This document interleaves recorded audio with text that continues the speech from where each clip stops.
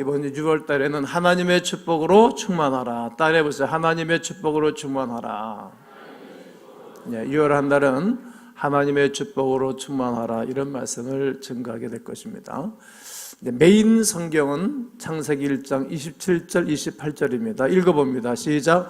하나님이 자기 형상, 하나님의 형상대로 사람을 창조하시되 남자와 여자를 창조하시고 하나님이 그들에게 복을 주시며 하나님이 그들에게 이르시되 생육하고 번성하고 땅에 충만하라. 하늘에 땅에 움직이는 모든 생물을 다스리라 하시니라. 하나님이 남자 여자를 창조하시고 5가지의 복을 빌어주셨어요. 생육하고 번성하고 충만하라. 충만하라가 이 주제를 붙잡는 거예요. 그리고 땅을 정복하라. 공중하는 새와 그리고 바다에 있는 모든 어족과 모든 땅에 기는 것들을 다스리라는 거예요. 5가지예요. 충만한 사람이란 경제적으로 윤택한 삶을 가리키는 말씀이 아닙니다. 이제 하나님의 축복으로 충만하라, 이 말은 들으면 그래, 우리가 이제 경제적인 복을 주시겠구나, 이렇게 생각하실 겁니다. 충만한 삶이란 하나님께 복을 받아 모든 면에서 충만해지는 삶을 말하는 것입니다. 그러므로 충만한 삶이란 먼저 하나님과의 관계가 친밀하고 그리고 하나님의 음성에 귀를 기울이는 것입니다. 하나님과 친밀한 관계, 좋은 관계를 누리는 것입니다. 바로 그 삶을 살아갈 때 우리는 모든 삶의 환경에 충만한 축복도 허락해 주실 것입니다. 거기에 물론 경제적인 복도 함께 보너스로 다가오는 것입니다. 하나님께서 이런 충만한 삶을 살기를 원하시는 것입니다. 저도 우리 가운교회 2,000명 다 되는 전 성도들이 이런 축복을 받고 살기를 원합니다. 하나님의 주시는 충만함은 저절로 오는 것이 아닙니다. 그것을 경험하기 위해서는 우리들이 해야 할 것들이 있습니다. 해야 할 것들이 어떤 것입니까? 바른 결정이라는 거예요. 늘 똑바른 올바른 결정을 내리는 것입니다. 오늘 글의 첫 번째 주제가 바른 결정입니다. 우리는 삶을 살면서 중요한 결정을 합니다. 바로 잘못된 결정을 내리게 되어지면 우리의 삶에 어려움이 다가오지요. 그러나 바른 결정을 내리는 것은 그때마다 쉬운 것은 아닙니다. 다른 사람들이 결정을 해줄 수 없는 것이기 때문입니다.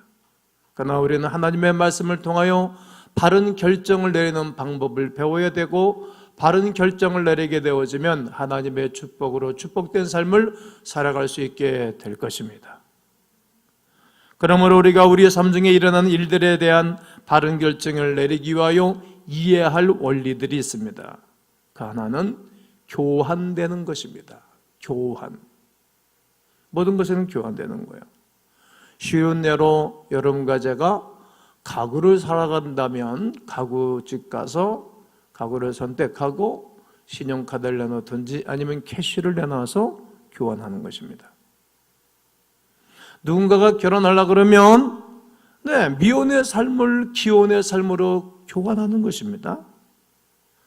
누군가가 다른 집으로 다른 도시로 이사하려고 그러면 내가 살고 있는 도시, 내가 살고 있는 집을 다른 사람에게 양도하고 새로운 것을 선택하는 것입니다. 그러므로 우리가 바른 결정을 하기 위하여 우리는 교환되어지는 것들의 가치를 바르게 올바르게 결정해야 할 것입니다. 우리가 한 가지 것에 대한 가치를 잘못 평가하면 우리의 잘못된 결정은 나중에 엄청난 후회를 가져오기 때문이지요. 창세기에서 이삭의 아들 에서는 잘못 결정을 내렸습니다. 그는 아주 가치 있는 장자권을 팥죽 한 그릇에 팔아버리는 거예요. 하나님의 기업과 하나님의 유업을 이 땅에는 팥죽 한 그릇에 팔아먹습니다. 눈물을 흘리며 다시 그 기회를 얻고자 해도 하나님의 회개할 기회를 주지 아니했고, 하나님의 오죽하면 나는 에서는 미워한다, 야곱을 사랑한다라고 쌍둥이 형은 내치고 동생을 하나님이 극대하게 대하는 모습을 보게 됩니다. 장자권을 죽 한 그릇, 식물 한 그릇에 교환했다는 겁니다.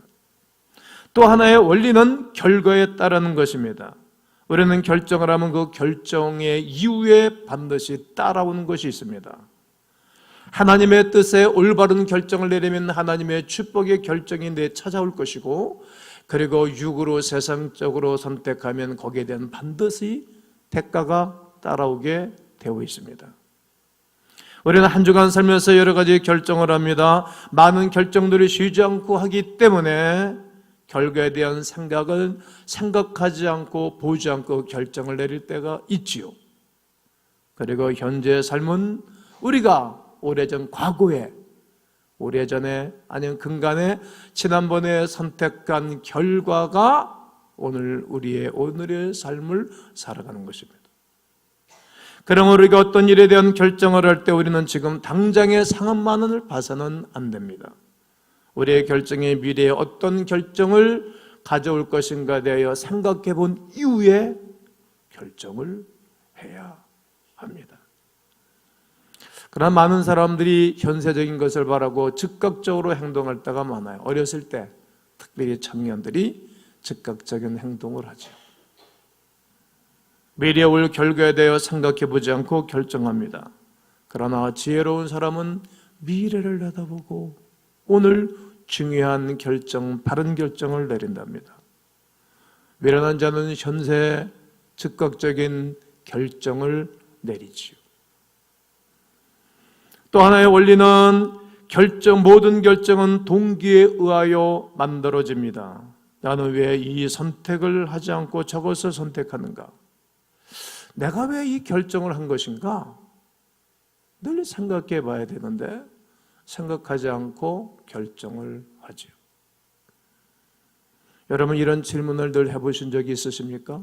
해보셨을 거라고요. 오늘도 하셔야 되고 또 이 시간 이후부터 나는 왜 이 결정을 해야 되는가? 나는 왜 이런 행동을 해야 될 것이고 나는 왜 이 길을 걸어가는 거에 대해서 매사에 신중하게 해야 될 겁니다. 왜 김 목사는 이런 설교를 하는가?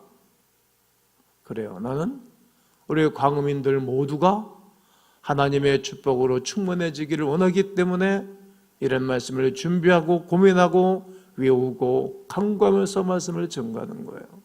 동기가 분명합니다. 어떤 일에 대해 동기를 깨달으면 잘못된 결정을 내리는 것을 피하고 바른 결정을 도와줄 것입니다. 그럼 우리가 어떤 일을 결정하는 동기가 무엇입니까? 그 첫째가 필요에 의하여 결정을 내립니다. 어떤 필요가 있으면 우리가 그것을 충족시키기 위하여 결정을 내리지요. 시장기가 있으면 우리가 어떡합니까? 밥을 먹겠다는 결정을 내리죠. 맨날 하는 것들이기 때문에 무심코 지나가지만 그렇지 않죠. 그러나 무엇을 먹을 건가에 대해서는 필요에 의하여 결정을 내리게 됩니다.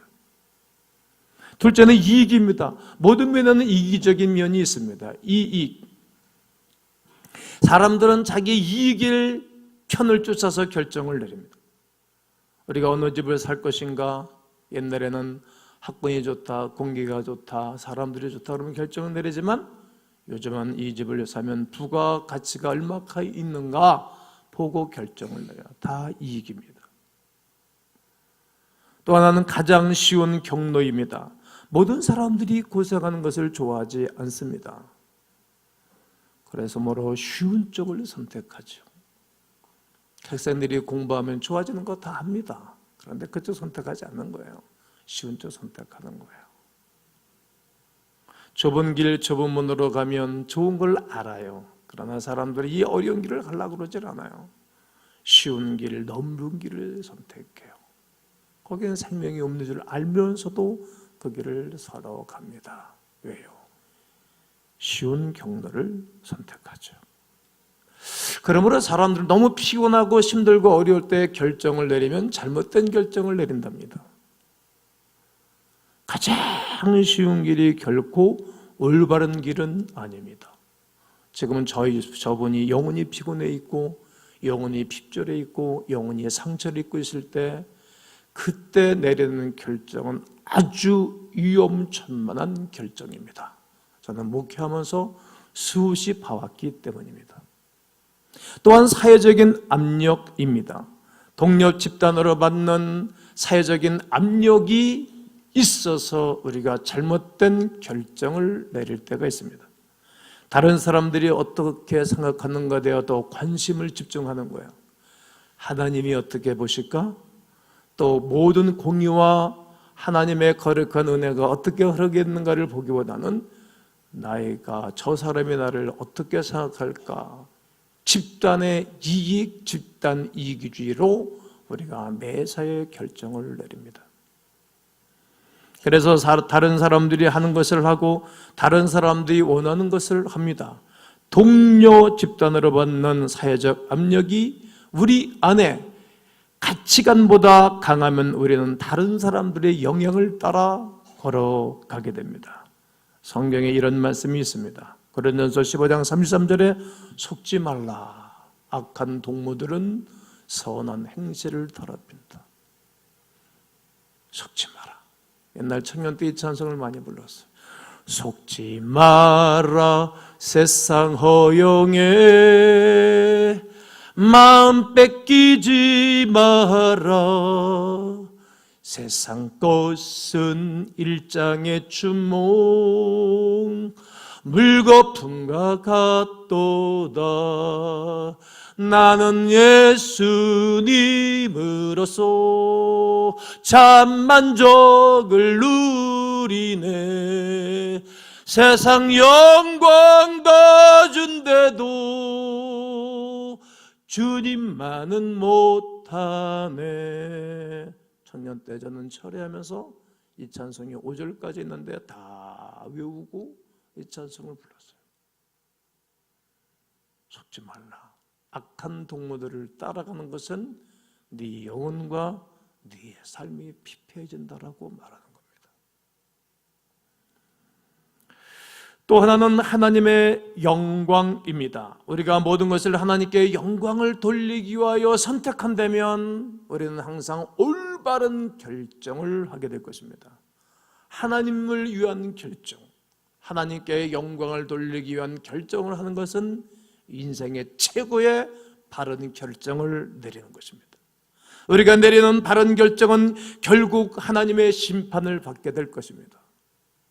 바른 결정을 내리면 엄청난 하나님의 축복으로 축복을 누리고 살 것이지만 바른 결정을 내리지 않으면 어찌할 수가 없어요. 하나님은 공의의 하나님이시기 때문이지요. 그러므로 우리가 무엇인가의 결정을 내릴 때 하나님의 영광에 대해 늘 생각해 보셔야 됩니다. 내가 어떤 결정을 해야 하나님께 가장 큰 영광을 돌리게 될 것인가 대하여 늘 고민하고 기도하는 거예요. 그래서 새벽을 깨워 기도하고 말씀을 묵상하고 큐트를 하고 늘 하나님께 묻는 것입니다. 그러므로 우리가 어떤 중요한 결정을 하게 되면 우리는 신중히 생각해 보아야 됩니다. 그리고 신중한 중요한 결정을 내리셔야 됩니다. 하나님께서는 우리가 바른 결정을 하시도록 도와주기 위하여 여러 자원들을 우리 주변에 이렇게 포진시켜 놓으셨습니다. 그러므로 가장 중요한 결정을 내릴 때, 바른 결정을 내릴 때 우리는 지혜로운 사람들의 의견을 구해야 됩니다. 사도행전 15장 6절 오늘 본절을 보면 사도와 장로들이 이 일을 의논하러 모여. 사도와 장로들, 예수님의 제자들을 사도라고 말하고 그리고 교회 장로들을 세웠다는 거예요. 제가 중요한 일을 하면 장로들과 제일 먼저 내가 상의를 하죠. 결정을 내리죠. 그리고 지지난주에 우리 안수입사 장로들 모였을 때 중요한 결정을 내렸죠. 혼자 하는 게 아니에요. 대통령이 됐다고 마음대로 합니까? 대통령이 됐다고 마음대로 못하거든요. 다 질서가 있고 법이 있지 않습니까? 오늘 성경 본문의 배경입니다. 예수님께서는 부활하시고 승천하신 이후에 그들에게 성령의 기름 부으심과 오순절 마가의 성령의 다락방에 축복을 주시고 너희에게 성령이 임하시면 권능을 받고 예루살렘, 유대, 사마리아 땅끝까지 이르러 내 증인다라고 말씀하십니다. 제자들이 그 길을 걸어가는 거예요. 사마리아까지 내려서 복음을 전하는데 그 결과로 많은 사람들이 회개하고 죄사함 받고 주 예수 그리스도를 영접하여 하나님의 자녀가 됩니다. 이 이유로 문제가 생긴 것입니다. 어떤 문제입니까? 이방인 중에 예수님을 알고 구원받았던 그들은 구약 성경을 몰라요. 율법을 모른다는 말이에요. 그래서 유대인 중에 예수를 믿는 사람들은 그들도 유대인들 같이 그에게 율법을 따라야 된다라고 고집을 피우는 것입니다. 반면 또 다른 사람들은 이방인들이 은혜로 구원을 받았으므로 그들은 구약의 율법을 지키지 아니해도 된다라고, 이것이 의견청들이 일어난 것입니다. 이 일 때문에 교회 리더들은 예루살렘 교회에 모여서 예루살렘 총회, 우리 총회는 1년에 한 번 9월 달에 총회를 여는 것처럼 총회 열어서 이것을 헌의해서 상정해서 이것을 회의를 하는 거예요. 회의를. 예수님 12제자들과 바울과 바나바, 예수님의 동생 야고보도 그 중에 있었습니다. 리더들은 이 문제를 해결하기 위하여 신중하게 결정을 내리는 거예요. 그들은 여러 의견들을 고견을 들으면서 결정을 내립니다. 우리도 중요한 결정을 해야 할 때 이런 것들은 해야 합니다. 우리는 지혜로운 사람들의 의견을 구해야 합니다. 아멘. 우리는 예수님의 제자로 혼자 살아갈 수 없습니다. 하나님께서는 다른 지혜로운 사람들을 통하여 여러분과 저의 인생, 우리의 주변에 있는 모든 사람들이 함께 바른 결정을 내리고 하나님의 축복으로 충만한 삶을 살아가도록 도와주고 계십니다. 우리가 다른 사람들의 의견, 고견을 수렴할 줄을 알아야 됩니다. 이것이 최고의 좋은 자원입니다. 물론 우리가 아무에게나 조언을 들을 수 없습니다. 잘못된 사람의 조언을 들으면 인생 망가지는 거예요. 자격을 갖춘 사람들의 조언을 들어야 됩니다. 그렇지 않으면 우리는 다른 사람들로부터 잘못된 조언을 들을 수 있습니다. 그럼 우리가 조언을 구할 사람들의 자격은 무엇입니까? 조언을 들을 만한 사람들의 자격, 영적으로 사는 사람들의 조언을 들어야 됩니다. 영적으로 사는 사람들의 조언. 어떤 사람이 조언을 하는데 믿음으로 살지 않은 사람들의 조언을 들으면 잘못된 말을 들어요. 이 사람이 믿음으로 사는 분인가? 그런 그분의 말을 들을 이유가 있어요. 누구의 조언을 들어야 될 것인가? 경험 있는 사람들의 조언을 구해야 됩니다. 여러분, 수영 못하는 사람에게 수영을 배우러 가면 우리가 같이 빠지겠죠. 수영 잘하는 사람을 찾아가서 수영을 배워야 될 것입니다. 경험 있는 사람, 승리하는 경험, 거룩한 경험이 있는 사람들이 얼마나 중요한지 몰라요. 여러분, 할 수 있으면 승리자, 성공자, 영광스럽게 사는 사람들의 조언을 들을 수 있어야 됩니다. 잠언수에서 말하고 있습니다. 또 나에게 관심 있는 사람들의 조언을 구해야 됩니다. 나에 대해 전혀 관심도 없는 사람들은 나에 대해서 아무것도 몰라요.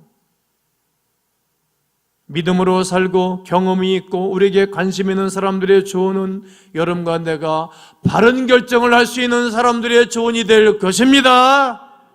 우리에게 바르게 조언해 줄 수 있는 사람이 누구인가 살펴보셔야 됩니다. 우리는 지혜로운 사람들의 의견과 고견을 구해야 됩니다. 또 하나의 삶 가운데에 바르게 결정을 내려야 할 때 우리는 성령님의 인도를 따라야 됩니다. 아멘. 누구를 따라야 된다고요? 성령님의 인도를 따라야 됩니다. 오늘 본문 8절을 다 함께 한번 읽을 것입니다. 시작. 또 마음을 아시는 하나님이 우리에게와 같이 그들에게도 성령을 부어 증언하시고. 우리 마음을 아시는 하나님이, 여러분 아내는, 남편은, 자녀는, 부모는 여러분을 몰라줄 수 있어요? 몰라요. 김 목사도 여러분 한 분 한 분을 다 마음을 헤아릴 수가 없어요. 어떻게 내 마음을 다 아냐고. 누가 알겠어요? 이사야서 66장에 어머니 같던 성령님은 우리를 다 아는 거예요. 헤아리는 거예요. 우리 친밀하잖아요. 얼마나 가까운 사이입니까? 이 사람 내 마음을 아시는 분이 계세요. 성령 하나님이 계신 거예요. 예루살렘의 영적 리더들이 함께 모여 성령께서 그들 가운데 증언한 것을 살펴본 것입니다. 그들은 성령께서 각 지역에서 어떻게 역사하셨는지를 살펴보고 있어요. 그리고 그것들을 나눈 증거들을 가지고 있는 것입니다. 예수를 믿는 이방인에게도 성령이 주어졌다는 것. 여러분, 이방인이나 다른 종파에 있는 사람일지라도 복음이 흘러들어가면 그도 구원받고 성령 세례받고 변하게 됩니다. 여러분, 예수를 믿는 이방인 누구도 유대인이나 헬라인이나 로마인이나 이방인이나 예수 믿으면 구원을 받습니다. 차별이 없다는 거예요. 차별이 없다는 거예요. 또 이방인 가운데 기적과 표적을 행하셨던 일들을 말합니다. 이방인들이 하나님께로 돌아올 것을 말했다는 거예요. 이들은 성령께서 이제까지 어떻게 인도하신 것을 그 증거대로 나열해 보았습니다. 그럼 우리도 중요한 결정을 할 때 우리가 원하는 것을 마음대로 하지 않고 이제까지 성령께서 우리의 삶을 인도해 주신 증거들을 뒤돌아보기를 바랍니다. 뒤돌아보는 거예요. 요한복음 16장 7절에 성령 하나님은 보혜사라고 그랬어요. 나를 보호하고 인도하고 깨닫게 하고 인도하시는 분이라는 거예요. 요즘은 이 찬송 부르지 않지만 나의 등 뒤에서 나를 도우시는 주, 힘들고 지쳐 어려울 때마다 나를 밀어주시고 빙그레 웃으시며 나를 도와주시는 주님이 계시다는 거예요. 그래 믿음의 사람들이 결국은 승리하는 것입니다. 중요한 결정을 할 때 성령 하나님의 도와주심으로 바른 결정을 하는 것입니다. 그런데 성령께서 우리에게 어떻게 인도해 주십니까? 성령님은 환경을 통해서 인도하세요. 어려운 감옥에 들어가 있던 요셉을 성령 하나님이 인도해 주시잖아요. 여러분, 지나간 일들 가운데 어려운 일들이 있었잖아요. 그러나 그때마다 성령 하나님이 우리의 삶을 인도해 주사 여기까지 이르렀는지로 믿습니다. 환경을 통해 역사하신다는 거예요. 또 하나님 우리에게 평화를 주시는 거예요. 마음의 평강을. 성령 하나님은 아버지, 어머니 같은 성령님이시기 때문에 내 마음에 평안을 주세요. 뿐만 아니라 우리의 마음속에서 증언해 주세요. 바른 결정을 내리도록 성령이 말하시는 단식으로 내 안에서 기도하고 후원하고 도와주시는 것입니다. 예루살렘의 문적 리더들은 이렇게 성령 하나님이 자기들을 깨닫고 인도하신 것을 고백하고 있는 것입니다. 그렇습니다. 여러분, 이처럼 여러분과 내가 하루하루 매사의 모든 일들을 결정할 때 성령 하나님의 조언과 성령 하나님의 인도를 받는 여러분들 되어져서 바른 결정, 바른 결정을 내리는 여러분들 되기를 주의 이름으로 권면합니다. 기도하면서 성령께서 우리에게 조언해 주실 때 우리가 어떤 확신을 주시는지 알아봐야 됩니다. 그때 우리는 성경 말씀에 순종하셔야 됩니다. 오늘 본문 15절을 보면 선지자들의 말씀이 이와 일치하도다. 놀라운 거예요. 선지자들의 말씀이 이와 일치하도다. 무슨 말입니까? 오늘 우리가 일어난 이 모든 일들은 구약 성경에 미리 예언한 말씀이라고 딱 정리를 하는 거예요. 18절, 즉 예로부터 이것을 알게 하시는 주의 말씀이라 함과 같으니라. 구약 성경에 기록된 말씀이 오늘 우리가 이방인 가운데서 믿어 성령세를 받고 구원을 받고 모든 이방인들이 하나님께로 돌아오게 된 것, 이것이 주님의 말씀이다. 말씀을 딱 펴놓고 정리한 것입니다. 사람들이 의논하고 성령의 인도하심을 잊고 난 다음 그들은 성경 말씀이 그런가 아닌가를 바라보고 바른 결정을 내렸다는 겁니다. 성경은 틀림없는 하나님의 말씀입니다. 저는 제 개인적으로 이런저런 문제를 풀고 이런저런 일을 해결할 때 저는 세 가지를 선택합니다. 첫째는 내가 네이버에 물어요. 네이버에. 인터넷에 묻는다는 거예요. 컴퓨터에 물어요. 두 번째는 사람들에게 물어요. 그리고 하나님께 물어요. 물론 하나님께 묻는 게 1순위인데 저는 이미 이 땅에 살고 있으니까 이렇게 물어요. 필요한 결정을 할 때, 바른 결정을 내릴 때 말이죠. 여러분, 여러분과 저는 바른 결정을 내려야 할 의무가 있습니다. 우리는 지혜로운 사람들의 의견을 구해야 됩니다. 믿음이 좋은 사람들 말이죠. 성령님의 인도를 따라야 될 것입니다. 그리고 하나님 말씀에 순종을 선택하는 것입니다. 우리 인생에서 내 바른 결정을 내리고 살게 되어지면 하나님이 이 시간 이후부터 내 하나님의 축복으로 충만한 거룩한 삶이 여러분 가운데 있기를 주의 이름으로 축원합니다.